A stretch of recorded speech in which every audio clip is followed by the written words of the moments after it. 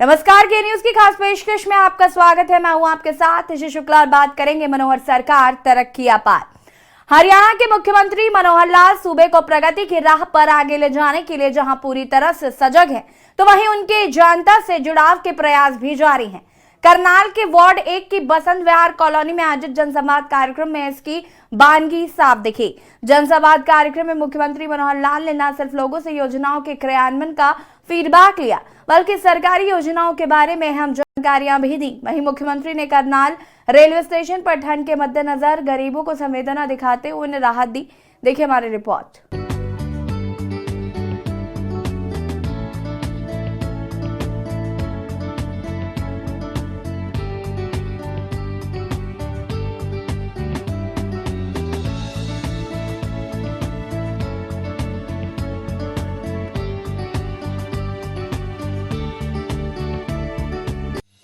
करनाल के ward 1 CM का जनसंवाद कार्यक्रम।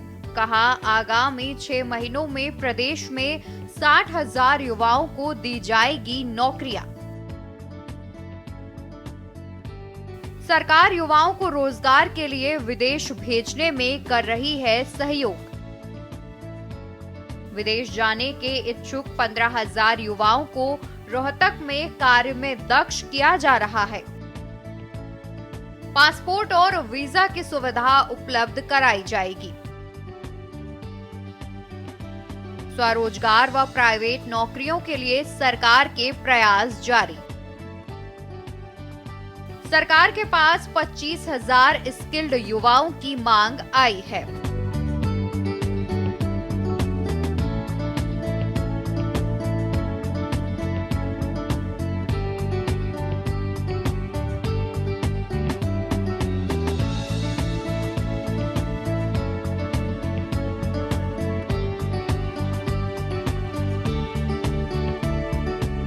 मुख्यमंत्री मनोहर लाल शनिवार को करनाल के वार्ड 1 की बसंत विहार कॉलोनी में आयोजित जनसंवाद कार्यक्रम में बतौर मुख्य अतिथि शिरकत की। उन्होंने बताया कि जनसंवाद कार्यक्रम अप्रैल में शुरू किया गया था। उन्होंने खुद 115 कार्यक्रम कवर किए। 30 नवंबर से विकसित भारत संकल्प यात्रा शुरू हुई। प्रदेश में यात्रा के 80% कार्यक्रम पूरे हो चुके हैं। वार्ड 1 में 116 करोड़ और करनाल शहर के विभिन्न वार्डों में 2000 करोड़ से अधिक के विकास कार्य कराए जा चुके हैं। सीएम ने योजनाओं के क्रियान्वयन का लिया फीडबैक। बता दें कि मुख्यमंत्री मनोहर लाल ने बसंत विहार में लोगों के बीच पहुंचकर उनसे जनसंवाद किया और सरकारी योजनाओं के क्रियान्वयन का फीडबैक भी लिया। वहीं मुख्यमंत्री मनोहर लाल ने उचानी के पास फुटओवर ब्रिज बनाने, वार्ड के तहत आने वाले 5 गांवों को लाल डोरा मुक्त करने, गलियों में स्टॉर्म वाटर के लिए पाइपलाइन बिछाने और बलड़ी गांव में 2 एकड़ में सामुदायिक केंद्र और अगले शैक्षणिक सत्र से पूर्व स्कूल के भवन को नया बनाने की मांग को पूरा करने का ऐलान किया।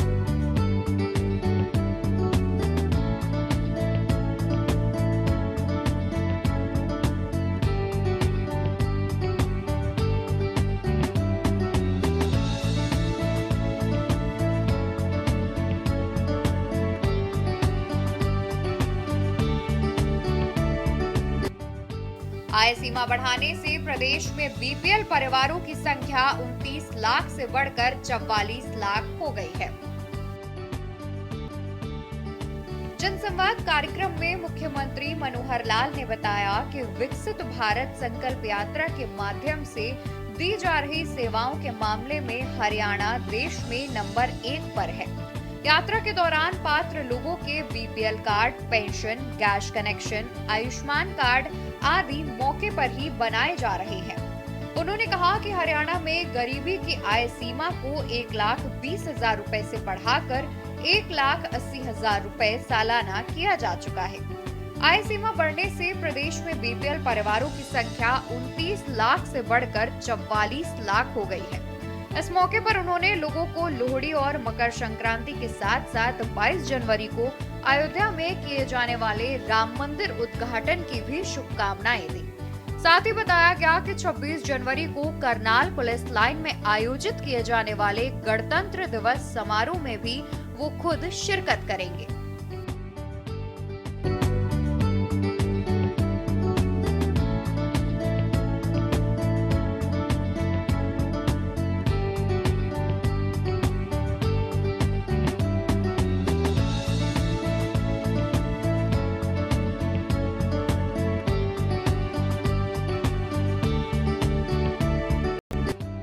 छह महीने में 60,000 युवाओं को नौकरियां। इस मौके पर मुख्यमंत्री मनोहर लाल ने कहा कि आगामी 6 महीनों में प्रदेश में 60,000 युवाओं को नौकरियां दी जाएंगी। स्वरोजगार व प्राइवेट नौकरियों में सहायता करने के साथ साथ सरकार युवाओं को रोजगार के लिए विदेश भेजने में भी सहयोग कर रही है। विदेश जाने के इच्छुक 15,000 युवाओं को रोहतक में कार्य में दक्ष किया जा रहा है। इन्हें पासपोर्ट और वीजा की सुविधा उपलब्ध कराई जाएगी।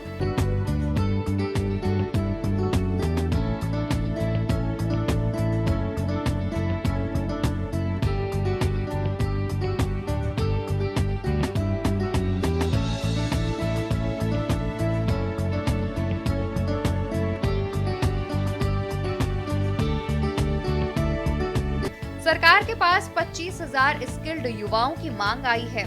उन्होंने कहा कि कुछ युवक विदेश जाने के लिए डंकी रूट चुन रहे हैं, जो गलत है। युवाओं को सही रूट से ही विदेश जाना चाहिए। वहीं मुख्यमंत्री अंत्योदय परिवार उत्थान योजना के तहत लोगों को 50,000 से 2 लाख रुपए का ऋण दिलाया जा रहा है। गांव में महिलाओं के स्वयं सहायता समूह गठित किए गए हैं, जो सिलाई, कढ़ाई, बुनाई जैसे छोटे कार्य करके 10 से 15,000 रुपए महीना कमा रही हैं।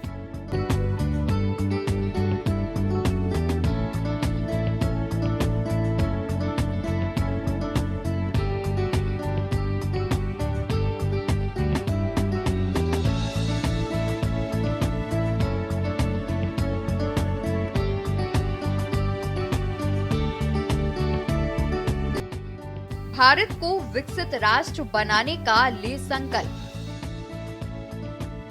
जनसंवाद कार्यक्रम में मुख्यमंत्री मनोहर लाल ने कहा कि दुनिया में 2021 में गरीबी का एक सर्वे हुआ था, जिससे पता चला कि भारत में 13% लोग गरीबी रेखा से ऊपर उठे हैं। विकसित भारत संकल्प यात्रा का उद्देश्य यही है कि हर नागरिक यह संकल्प ले कि साल 2047 तक भारत विकसित राष्ट्र बने। अभी विश्व में 37 देश ही विकसित हैं। सरकार का प्रयास है कि हर परिवार आर्थिक रूप से मजबूत बने। उन्होंने बताया कि वार्ड 1 में 3,100 नए राशन कार्ड बने हैं। आयुष्मान योजना के तहत करनाल में 3,700 लोगों का मुफ्त इलाज पर सरकार ने 14 करोड़ रुपए खर्च किए हैं।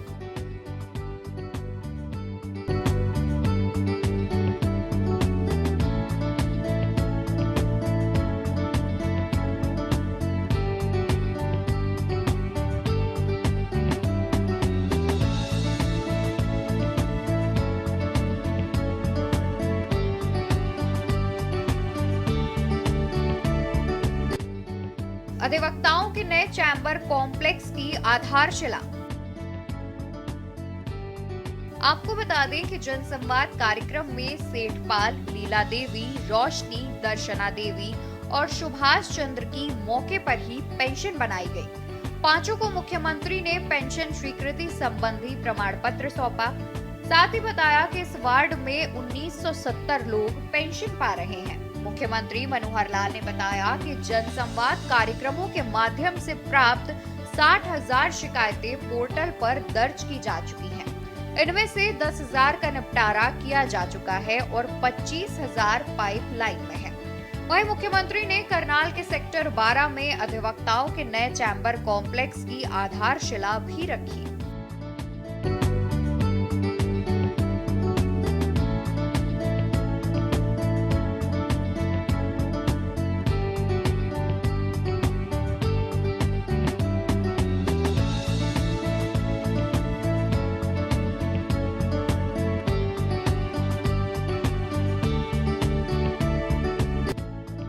सीएम की करनाल रेलवे स्टेशन पर दिखी संवेदना। सीएम दरियादिली से गरीबों को मिला सहारा। जरूरतमंद लोगों को पहुंचाया रैन बसेरा। जरूरतमंद को दिए 2.5 लाख रुपए।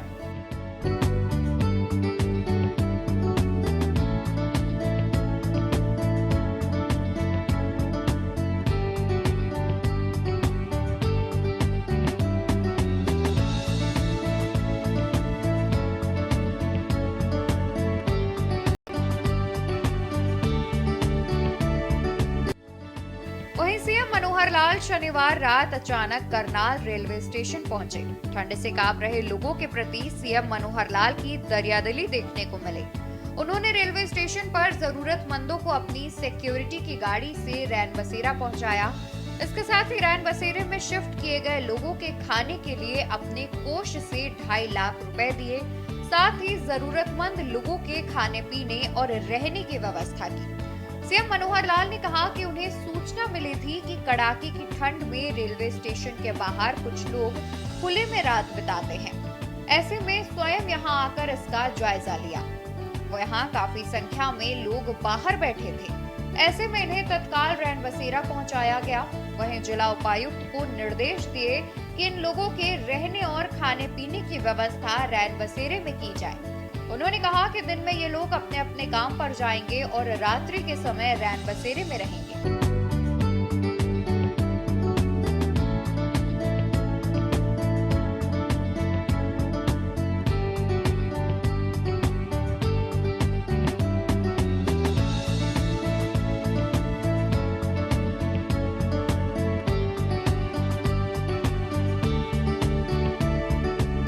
बता दें कि इस दौरान जिला प्रशासन के आला अधिकारी मौके पर मौजूद रहे। वहीं मुख्यमंत्री के आदेश के बाद इन लोगों को रामनगर के रैन बसेरे में शिफ्ट किया गया। इस कार्य में मुख्यमंत्री सिक्योरिटी की गाड़ी लगी रही। इस मौके पर जिला अध्यक्ष योगेंद्र राणा, मुख्यमंत्री के प्रतिनिधि Sanjay Batla, Renubala Gupta, senior deputy mayor Rajesh Aggi, DC Anish Yadav, SP Shashank Kumar Sawan, निगम कमिश्नर अभिषेक मीणा, एडीसी वैशाली शर्मा आदि लोग मौजूद रहे।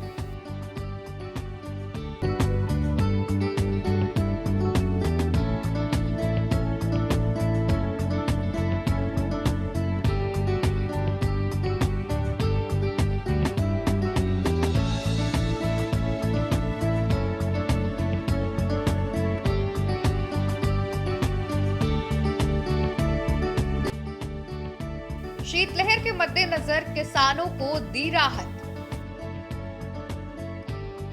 आपको बता दें कि शीतलहर के मद्देनजर मुख्यमंत्री मनोहर लाल सबका ख्याल रख रहे हैं। अभी कुछ दिन पहले ही उन्होंने कहा था कि प्रदेश में बढ़ रही ठंड और शीतलहर को देखते हुए सभी बंदोबस्त किए जाएं।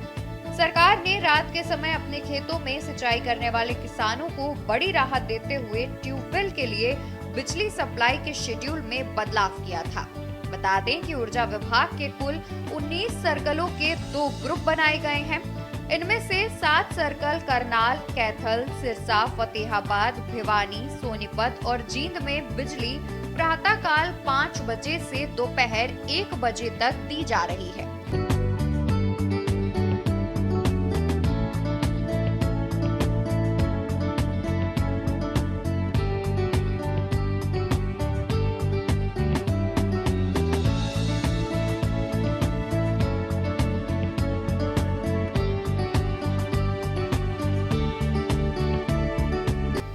शेष सभी सर्कलों में प्रातः 10 बजे से लेकर शाम 6 बजे तक बिजली सप्लाई का शेड्यूल जारी किया गया है।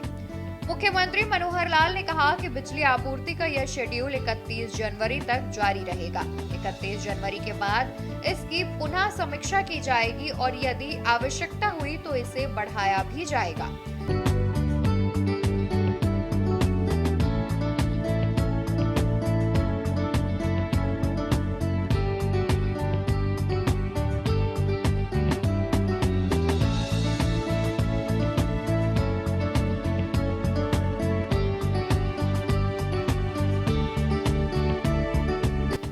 से किसानों की कठिनाई कम होगी और वे दिन के समय में अपने खेतों की सिंचाई कर सकेंगे। बता दें कि मुख्यमंत्री मनोहर लाल ने प्रदेश में बढ़ती ठंड के कारण किसानों द्वारा अपने खेतों में पानी देने में आ रही परेशानी को दूर करते हुए ये फैसला लिया है। सीएम मनोहर लाल ने बिजली विभाग के अधिकारियों को निर्देश दिए हैं कि किसानों को दिन के समय ही बिजली आपूर्ति की जाए। दरअसल पिछले कुछ दिनों से प्रदेश भर से किसानों द्वारा सरकार को इस परेशानी से अवगत कराया जा रहा था, जिसके बाद ये निर्णय लिया गया।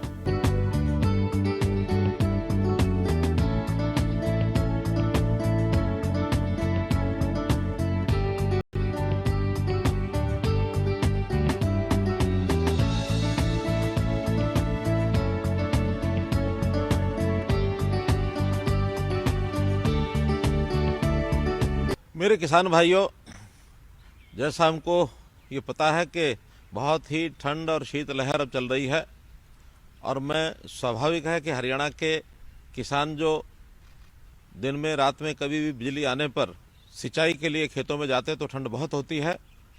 इस बात को ध्यान में रखते हुए ऊर्जा विभाग ने आज ही एक निर्णय लिया है कि अब कुल 19 सर्कल में से 7 सर्कल में अब ये बिजली प्रातःकाल 5 बजे से लेकर के दोपहर 1 बजे तक होगी। और ये 7 सर्कल हैं करनाल, कैथल, सिरसा, फतेहाबाद, भिवानी, सोनीपत और जींद।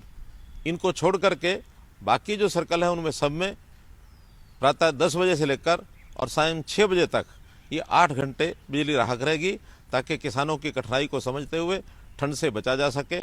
और ये शेड्यूल जो आज शुरू किया गया है 31 जनवरी तक चालू रहेगा। 31 जनवरी के बाद पुनः इसकी समीक्षा करके यदि आवश्यकता हुई तो इसको आगे भी बढ़ाया जाएगा।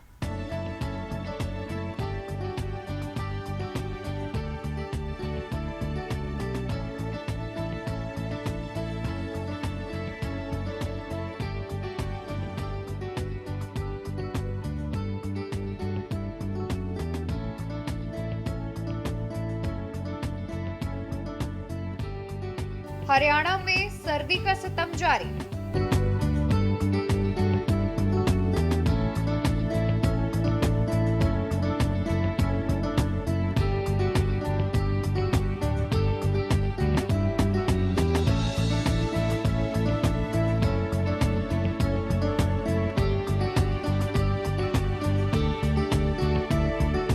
आपको बता दें कि इस दौरान पूरे हरियाणा में सर्दी का सितम जारी है। शनिवार की रात सीजन की अब तक की सबसे ठंडी रात रही।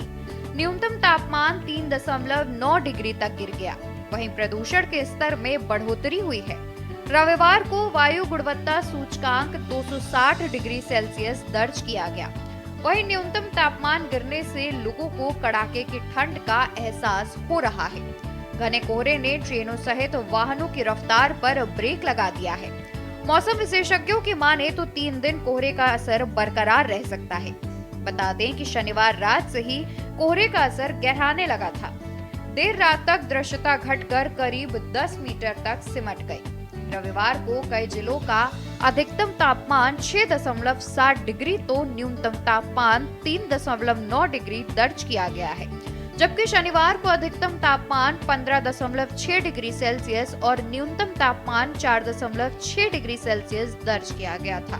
सीजन का सबसे ठंडा दिन होने के कारण लोग ठंड से कांपते नजर आ रहे हैं। वहीं कड़ाके की ठंड के बीच कृषि विशेषज्ञों ने गेहूं, सरसों व आलू की फसल में हल्की सिंचाई करने की सलाह दी है। विशेषज्ञों का कहना है कि शीतलहर में गेहूं की फसल के तने में गांठ पड़ सकती है। वहीं सरसों व आलू की फसल को नुकसान हो सकता है। इस समस्या से बचने के लिए किसानों को फसलों में हल्की सिंचाई करने की सलाह दी है। कोहरे के कारण जहां हाईवे पर वाहनों की रफ्तार धीमी हुई है, वहीं ट्रेनों पर भी इसका असर देखने को मिला है।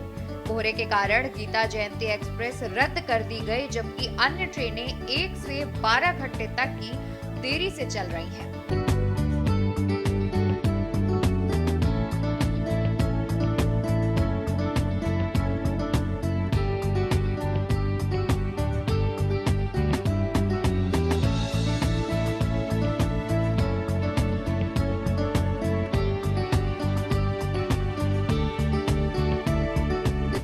स्पेशल डेस्क के न्यूज़ इंडिया।